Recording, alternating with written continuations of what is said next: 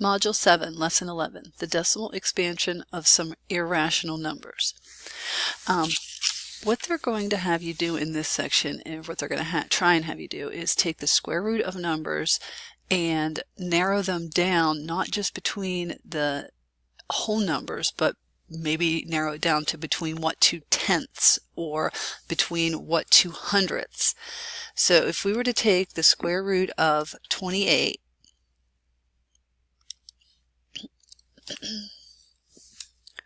okay, we put that in our calculator. That's a decimal approximation to, like, I don't know, 9 or 10 places. So if we were going to plot this on a number line that had tenths on it, so 5.0, 5.1, 5.2, 5.3, 5.4, what two numbers would it go between? Well, 5.29 will go between 5.2 and 5.3. If we had a number line where it was down to hundredths, 5.20, 5.21, 5.22, 5.23, anyhow up to 5.28, 5.29, 5.30. To the hundredths place, it's going to go between 5.29 and 5.30. So for our purposes, we are only really going down to between the whole numbers. So 5.2, 5.3 rounded. Here, I'll write this down. It's approximately equal to 5.29. But anyhow, if we're going to put that on a number line, it's going to be larger than the 5 and smaller than the 6. So between the 5 and the 6. And 5.29, 5.5 is right in the middle. So 5.29 is going to be down closer to the 5. So here would be the approximate location of the square root of 28. We can do the same thing for the square root of 3.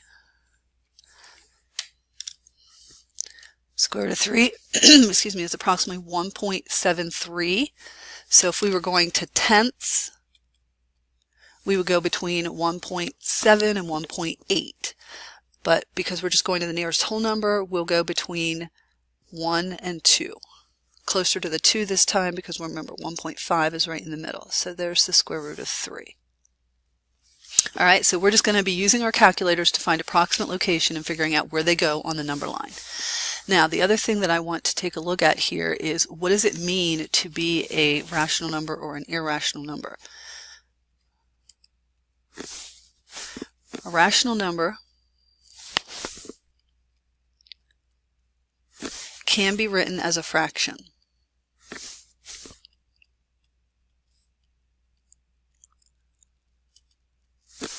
Some examples of rational numbers include numbers that are fractions, improper fractions or otherwise, plain numbers, whole numbers, 0, decimal numbers that repeat, negative numbers, let's put the negative up there, square roots that simplify. Those are all examples of rational numbers. Now, irrational numbers. They cannot be written as a fraction, but they are mainly decimals that don't terminate and don't repeat. Okay, over here we had a terminating decimal here, we had a repeating decimal here. Decimals that don't terminate or repeat are things like this, that are square roots that don't simplify.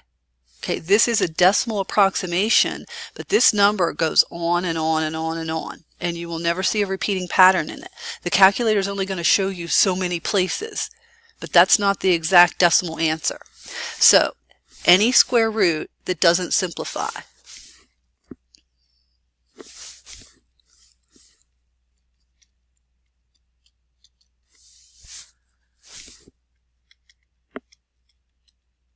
Will be irrational. And things with pi in them are also irrational. After you simplify them, things with pi will be in this category, because if I put pi in the calculator, it does the same thing. Pi is this decimal approximation, but that's not the exact answer for it. Pi goes on and on and on and on and on and on forever and doesn't repeat.